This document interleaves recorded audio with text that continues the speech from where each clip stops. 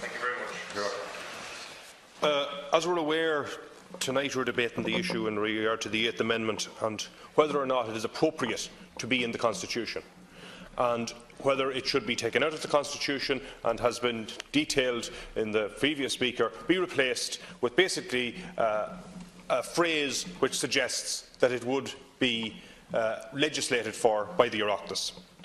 Now, there has been a huge amount of debate about, family and about children and about mothers and about all of that. And naturally, the instinct of everyone, the natural instinct of all of us, is to protect life and to care for pregnant women. And indeed, it's the role of all the medical professionals and who work so hard and who we trust to do the right thing at all times. And all of those medical professionals came before the 8th Committee and gave their evidence. And I certainly have not come across, and I meet many of them in all walks of the medical area, whose instinct in life is to try and take life away. They want to bring life into the world. That's what they're there to do. And that's what they always want to do. And the 8th Amendment itself, really what it's doing is it's preserving what is called the equal right to life of the mother and the developing embryo in the womb. That's what it does. That's what it provides for. Now, I came to a decision maybe about 18 years ago around this, because my daughter is 17 now, and I have 4 children. And our second child with Ava, my wife, was very ill, but not critically ill, but she was very ill, and she was in hospital for a large portion of that pregnancy. And I came to realise that in a minority of cases there were difficult decisions to be made. Now, fortunately, we were not the position where we were the minority within that minority, where the real hard decisions have to be made. But there is that happens. And I came to realise that, and I came to realise that having this locked into a constitution was not appropriate. And I think really what come to me, and I feel that what it does is that in that minority of cases, the 8th Amendment has another provision, and that is that it creates the equal risk to ill health and possibly even of death of both the unborn and the mother. And that's the problem, that equal right to life has a reverse side to it. And I think really that's what we're dealing with here. We're dealing with a minority within a minority. And unless we are big enough to recognise that sometimes the greater good is to look after that minority, and that's really what we are talking about doing here. And I understand people on all sides have very, very strong views, and it is an issue on which there's an awful lot of debate. And really, people have to be able to understand, and I do know that many have said, and it's been said several times this evening, that we can't trust the politicians. But yet, if something happens to us, we have to trust the medical profession. And that's really who we have to pass this on to, is to allow them to do their job appropriately in that minority of cases. And that's really what this is about. And if people feel they can't trust their politicians, well, sometimes we understand that. But they have an option to change them if they can't trust them. And usually, usually when people think about this, they talk about things that happened, in the past where politicians made all kinds of wrong decisions and shady deals were done. But they were done well away from the very intense spotlight on which there is on this issue. And I think what happened in the 8th Committee, people seen very clearly that there was a debate and that all the views were seen and that people come to understand the position. And if there is, and if the 8th Amendment is removed from the Constitution, or if it's not, but if it is removed from the Constitution, we will have the opportunity to come back here and discuss all these issues around the 12 weeks and around all these things that are difficult for people. And we will do it in the open, and everyone will understand the positions that they have. And personally, I could be wrong, but I think that the result of that may be perhaps much less liberal than people fear.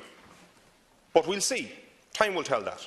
But for now, what we have to recognise is that having what's in the Constitution does not work. It does not work for a minority, for a very small minority. But that minority are citizens of this state and are absolutely entitled to have their rights upheld. And to do that, we have to grapple with this very thorny issue. And in some places, it's going to be difficult. and it's difficult for all of us. But at the end of the day, we have to deal with it. And you know, all of us in public life meet all kinds of people with various problems. And I'm sure most of us will have dealt with people who will have been traumatised as a result of sexual abuse, of rape, of incest. And the trauma that that brings to their lives, and sometimes for some, that they are incapable of continuing a pregnancy which may have resulted from that. And we have to understand that, and we have to deal with that. For others, they are well able to deal with that and want to go on and want to have the baby. And again, we have to understand that, respect that, and ensure that they are able to do that safely. It is not something that should be compulsory under any circumstances. The other issue that has often been spoken of, and I met a woman recently enough who was in that circumstances where her and her husband had planned to have a child, had worked hard for a long time to get pregnant, and then quite early on discovered that there was a huge problem, that the child was not going to live. And this woman did not want to tell her family and her friends the circumstances she was in. She did not want to go through that trauma, and she chose to go to England and have an abortion.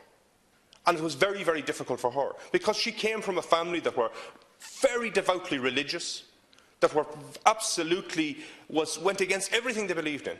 But yet she was trapped in this place, and she felt, you know, that it was wrong for her. And I think we have to recognise that.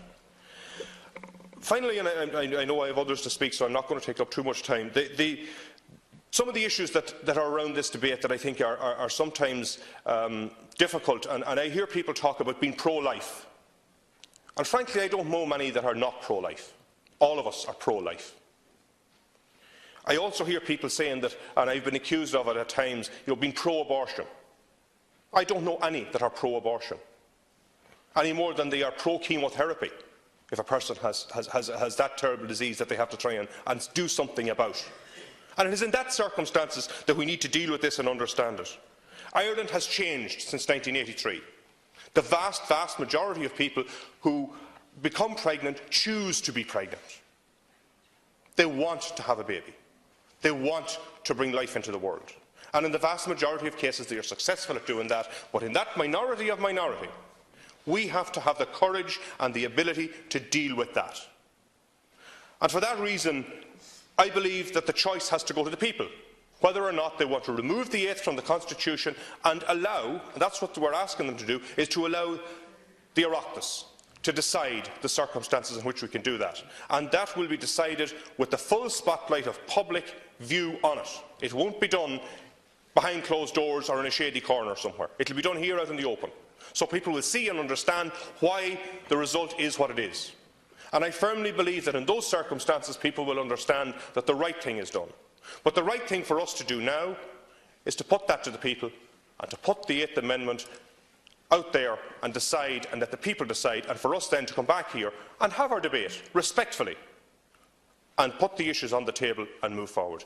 I'll give over to my colleagues. Thank you, Chairman.